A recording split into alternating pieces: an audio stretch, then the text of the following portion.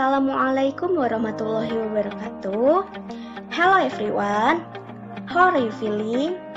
Semoga teman-teman semua dalam keadaan sehat semua ya, dan selalu dalam lindungan Allah Subhanahu wa Ta'ala. Amin, amin, amin ya Robbal Alamin. Gimana nih? Udah pada siap belajar belum? Semoga teman-teman semua tetap semangat ya dalam menuntut ilmu, walaupun dalam situasi dan kondisi seperti ini tidak mengurangi nih rasa semangat kalian dalam belajar ya. Baik, langsung saja. We are from group 5 and now we will explain about analisis kualitas alat penilaian dan butir soal. Nah, ketika saya mengucapkan kata alat, apa sih yang ada di dalam pikiran kalian?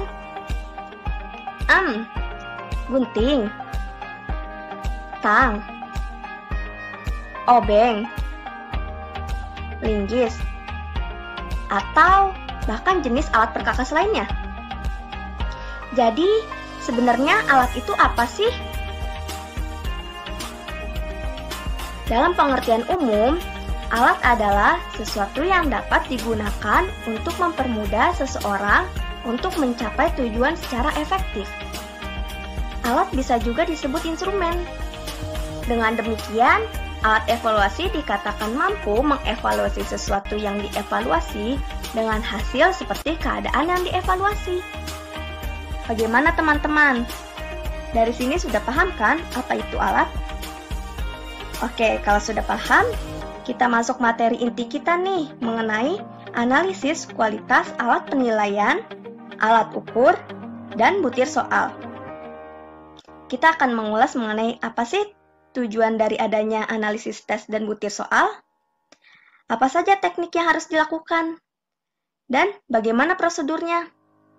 Baik, akan saya jelaskan satu persatu ya. Tujuan analisis tes dan butir soal.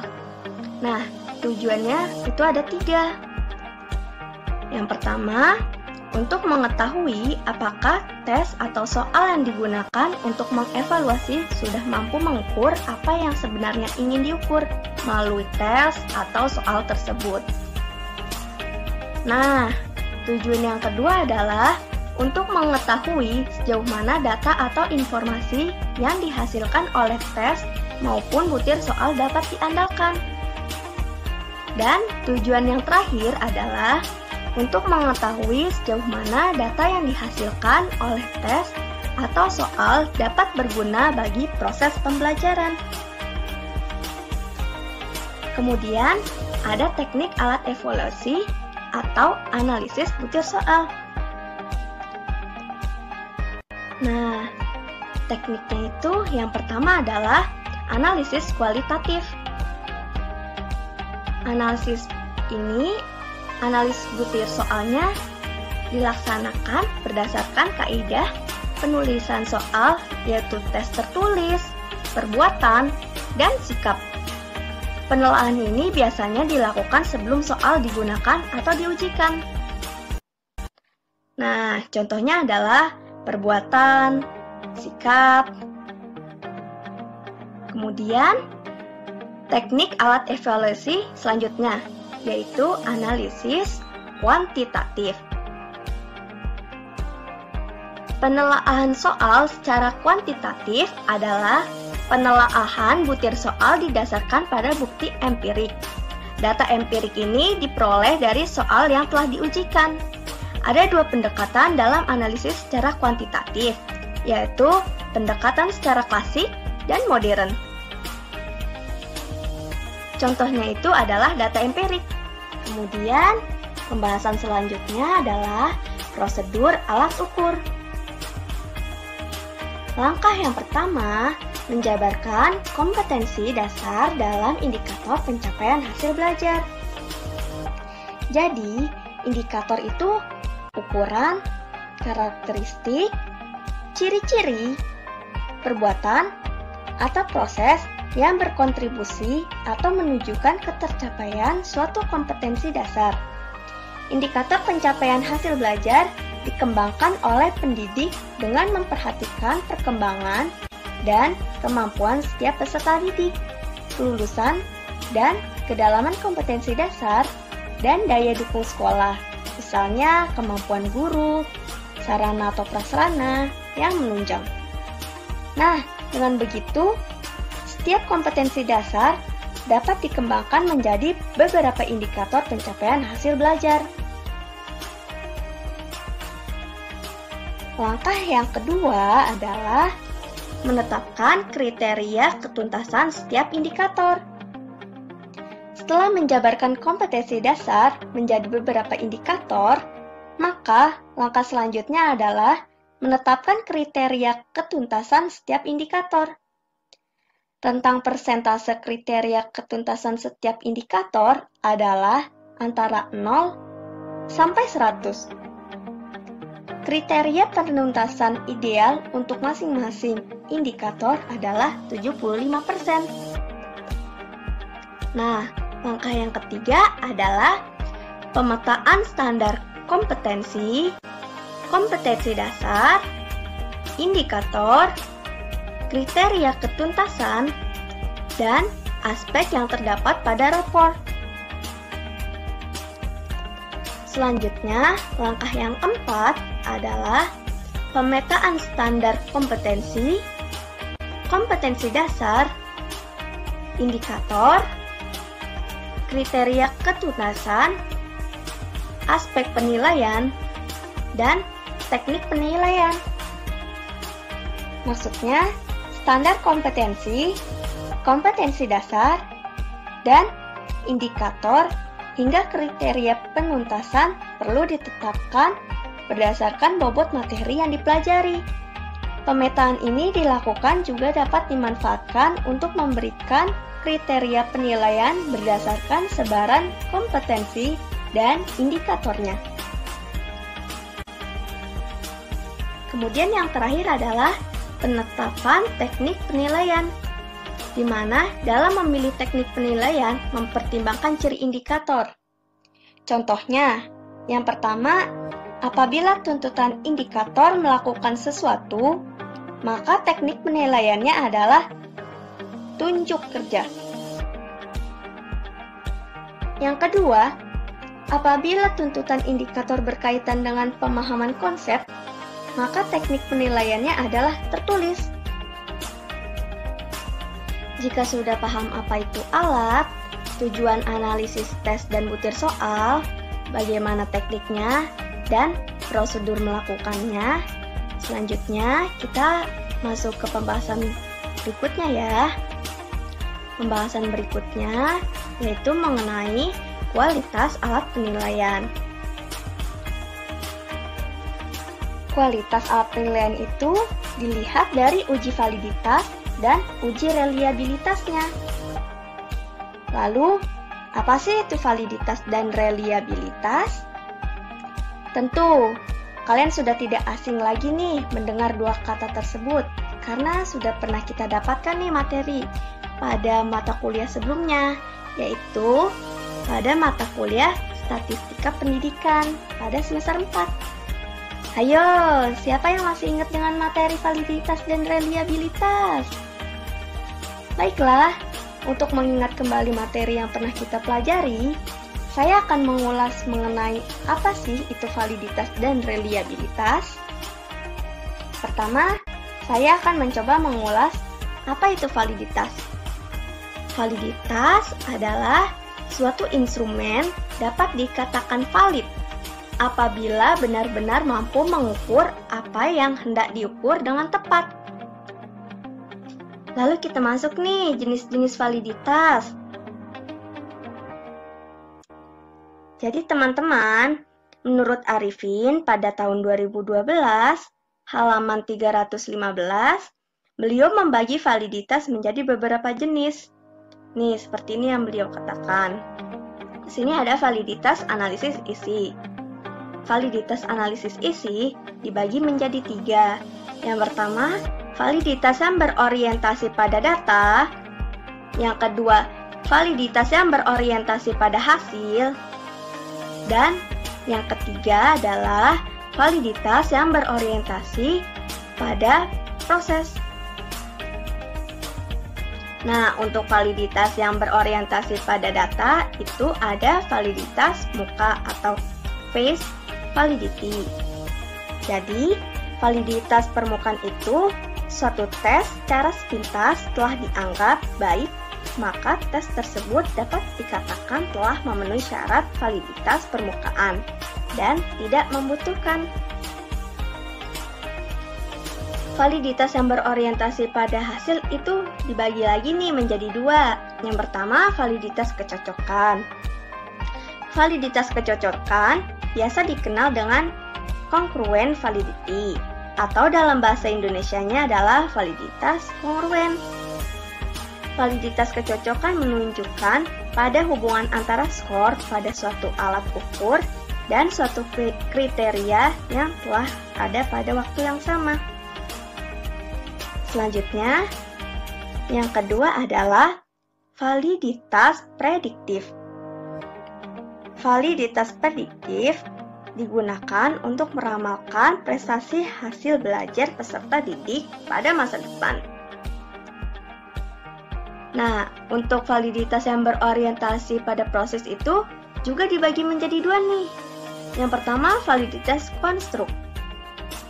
Validitas konstruk merupakan konsep yang dapat diobservasi dan dapat diukur. Validitas konstruk dikenal juga dengan istilah validitas logis dan digunakan dalam tes-tes psikologi untuk mengukur gejala perilaku yang abstrak. Yang kedua adalah validitas isi. Validitas isi digunakan untuk mengetahui sejauh mana peserta didik menguasai materi pelajaran yang telah disampaikan dan perubahan psikologis yang terjadi setelah mengalami proses pembelajaran. Sini ada perhitungan korelasinya. Yang pertama, korelasi product moment. Korelasi ini digunakan untuk data interval atau rasio dengan interval atau rasio. Dengan kata lain, korelasi ini untuk tipe soal uraian. Selain itu juga harus memenuhi syarat nih. Jadi ada beberapa syarat yang harus dipenuhi. Yang pertama, sampel diambil secara acak atau random. Yang kedua, data setiap variabel berdistribusi normal. Yang ketiga, bentuk regresi linier.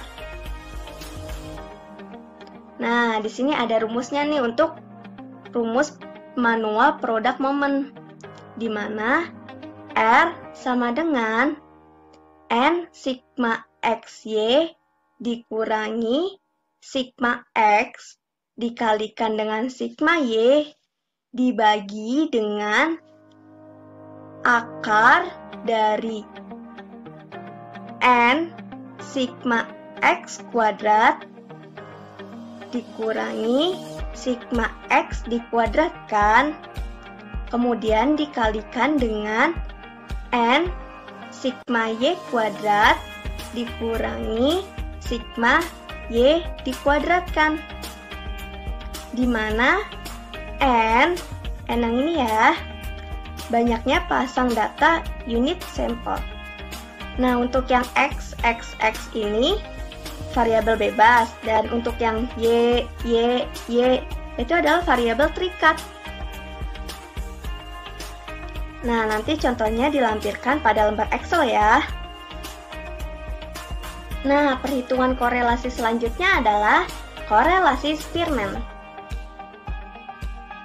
Korelasi ini digunakan untuk menganalisis koefisien korelasi data ordinal dengan data ordinal. Dengan kata lain, korelasi ini digunakan untuk tipe soal objektif. Pengujian hipotesis ini biasa dilakukan dengan dua tahap. Tahap yang pertama, tabel Spearman rank dengan DK sama dengan N, atau tabel distribusi T dengan DK sama dengan N min 2.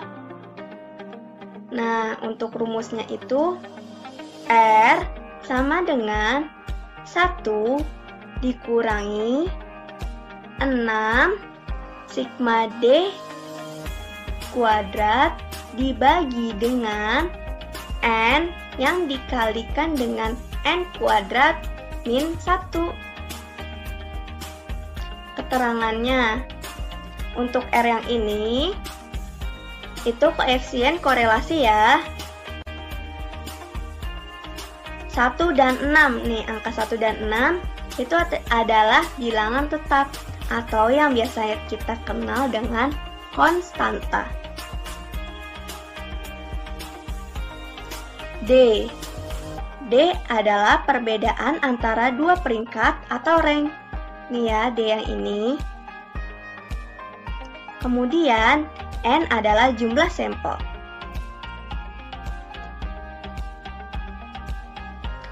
Contohnya dilampirkan pada lembar Excel ya. Selanjutnya, kita masuk ke pembahasan berikutnya ya, yaitu mengenai reliabilitas. Jadi, reliabilitas adalah konsistensi atau ajakan hasil penelitian. Maksudnya adalah, misalkan nih, kita punya sebuah data. Kemudian, data itu kita terus uji, terus menerus. Nah, hasilnya itu tidak mengalami perubahan. Itulah yang disebut dengan konsistensi. Kemudian, jenis-jenis reliabilitas. Menurut Krippendorff dalam Erianto pada tahun 2011, halaman 284, beliau membagi 3 jenis reliabilitas dalam hal prosedur pengukurannya, yaitu yang pertama, stabilitas, yang kedua, reproduksibilitas, dan yang terakhir adalah akurasi. Stabilitas. Reliabilitas stabilitas ini adalah reliabilitas yang menggunakan teknik test and retest, yaitu memberikan tes kepada sekelompok individu, kemudian mengulang tes yang sama pada kelompok yang sama di waktu yang berbeda. Nah, untuk reliabilitas reproduksibilitas itu adalah derajat sejauh mana alat ukur dapat menghasilkan temuan yang sama dalam berbagai keadaan yang berbeda-beda dan menggunakan pengkodean yang berbeda gitu. Dan untuk reliabilitas yang terakhir adalah reliabilitas akurasi. Reliabilitas akurasi adalah derajat sejauh mana sebuah alat ukur menghasilkan temuan yang tidak berbeda dengan standar yang telah dikenal atau menghasilkan apa yang memang dituntut untuk dihasilkan. Nah, reliabilitas ini juga terdapat rumus manualnya nih. Antaranya sebagai berikut. Yang pertama, rumus Spearman-Brown. Rumusnya RI sama dengan 2RB dibagi dengan 1 ditambah RB, di mana rumus RB itu adalah N sigma XY min sigma X sigma Y dibagi dengan akar dari N sigma X kuadrat dikurangi sigma X yang dikuadratkan, kemudian dikalikan dengan N sigma Y kuadrat min sigma Y yang dikuadratkan, di mana RI sama dengan reliabilitas instrumen, RB adalah indeks korelasi antara dua belahan instrumen, N adalah banyaknya responden, X belahan pertama, dan Y belahan yang kedua. Kemudian rumus yang kedua adalah rumus Flanagan.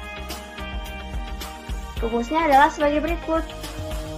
RI sama dengan 2 yang dikalikan dengan 1 negatif V1 dikurangi dengan V2 dan dibagi dengan Vt, di mana rumus V adalah sigma X kuadrat dikurangi sigma X yang dikuadratkan dibagi N, kemudian dibagikan dengan N.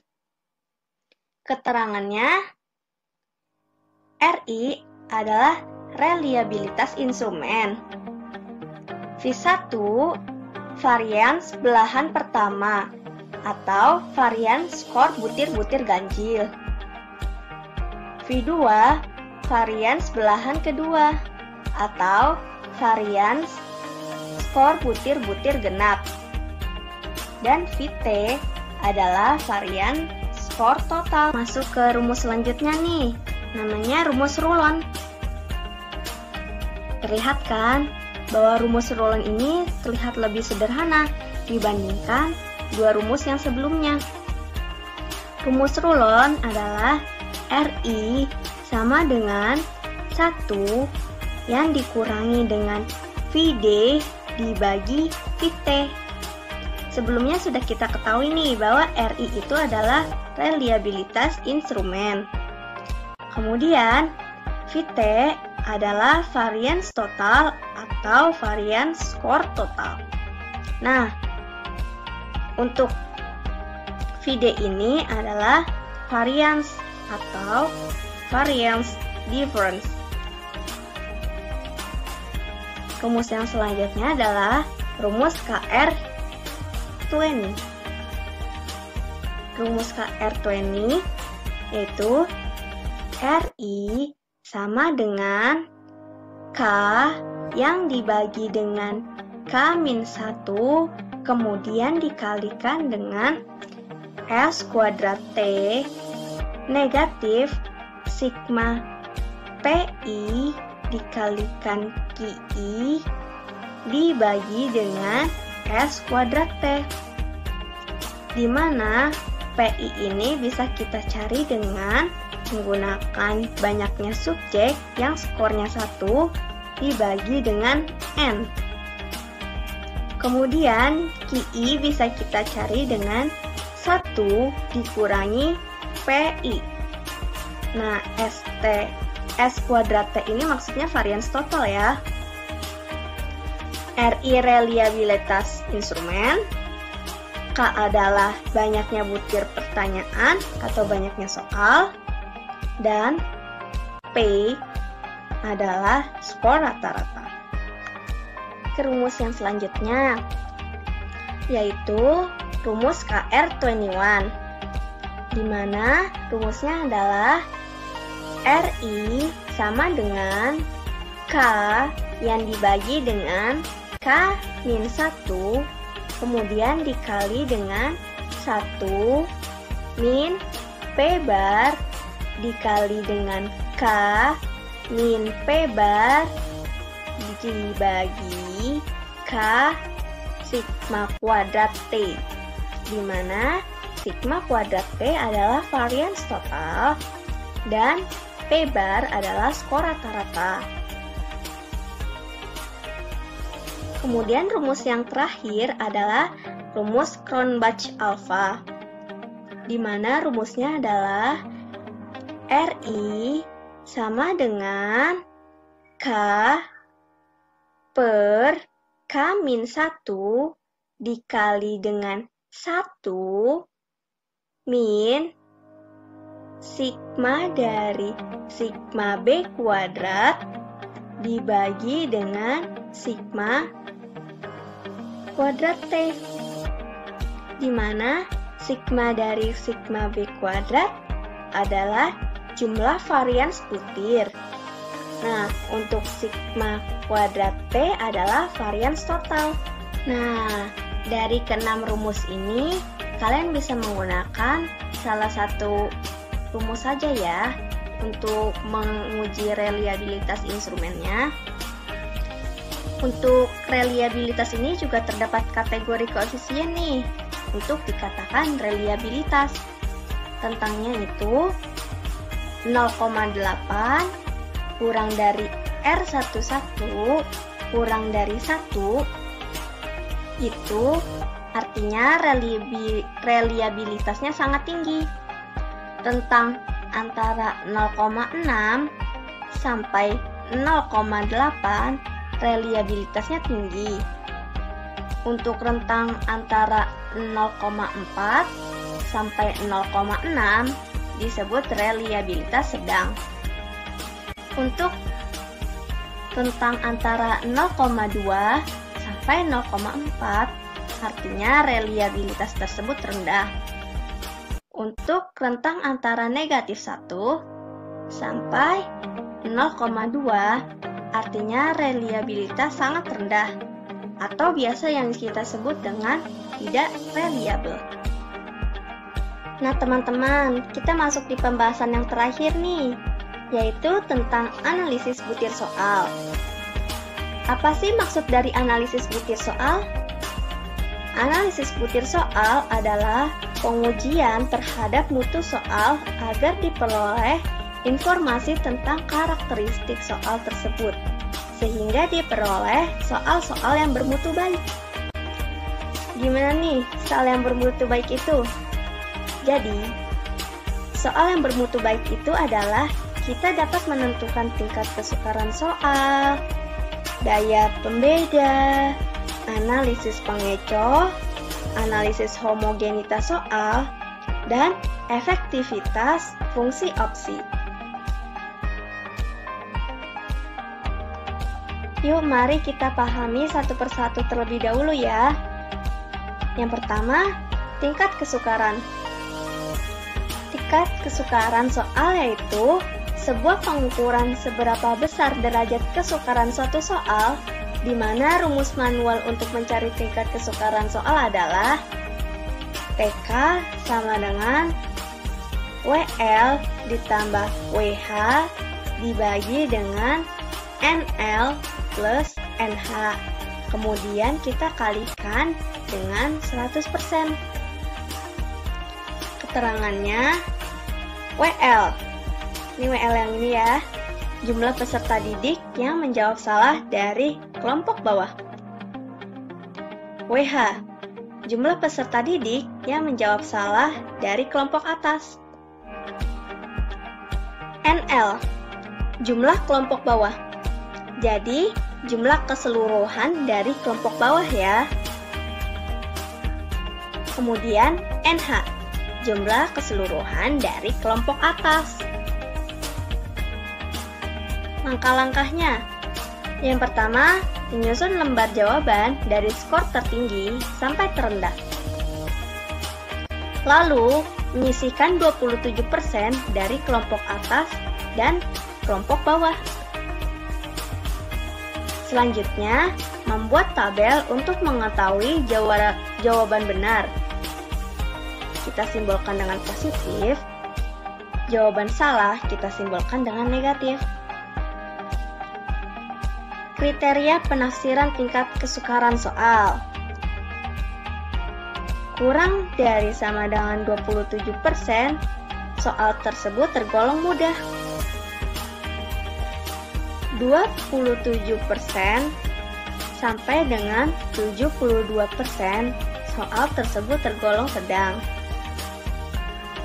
Dan lebih dari sama dengan 72% soal tersebut tergolong sukar. Kemudian kita masuk nih ke daya pembeda.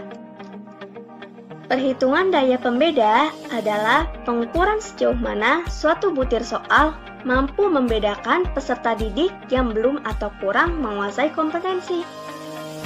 Di mana rumusnya adalah DP sama dengan WL dikurangi WH per N. Keterangan DP sama dengan daya pembeda. N kecil sama dengan 27% dikali N besar. Kriteria daya pembeda 0.40 N up is very good items. 0.30 until 0.39 is reasonably good. 0.20 until 0.30 marginal items. Below 0.19 is poor items. Nah, selanjutnya analisis pengecoh nih. Rumusnya adalah IP sama dengan rho per N besar dikurangi B per N kecil dikurangi 1 dikalikan dengan 100%. Keterangannya, IP ini adalah indeks pengecoh. Rho adalah jumlah peserta didik yang memilih pengecoh. N besar adalah jumlah peserta didik yang ikut tes. B yaitu jumlah peserta didik yang menjawab benar. Dan N kecil ini adalah jumlah opsi. Kemudian yang terakhir adalah 1, yaitu bilangan tetap atau yang biasa kita kenal dengan sebutan konstanta. Adapun kualitas pengecoh berdasarkan indeksnya adalah yang pertama, dikatakan sangat baik apabila rentangnya antara 76% sampai dengan 125%. Dikatakan baik apabila rentangnya antara 51% sampai dengan 75% atau 126% sampai 150%. Dikatakan kurang baik apabila terdapat di antara rentang 26% sampai 50% atau 151% sampai 175%. Dikatakan jelek apabila terdapat di antara rentang 0% sampai 25% atau 176% sampai 200%. Dan yang terakhir, dikatakan sangat jelek apabila lebih dari 200%. Selanjutnya, analisis homogenitas soal. Homogenitas diketahui dengan menghitung koefisien korelasi antara skor tiap butir dengan skor total. Selanjutnya, efektivitas fungsi soal. Setelah tingkat kesukaran soal, daya pembeda, homogenitas, dan analisis pengecoh dihitung, selanjutnya perlu diketahui pula apakah suatu opsi alternatif jawaban dari setiap soal berfungsi efektif atau tidak. Nah, gimana teman-teman? Dapat memahami penjelasan materi yang kami sampaikan? Kurangnya mohon maaf karena kami hanya manusia biasa, yang benar hanya datang dari Allah. Billahi fisabilil haq, fastabiqul khairat. Wassalamualaikum warahmatullahi wabarakatuh.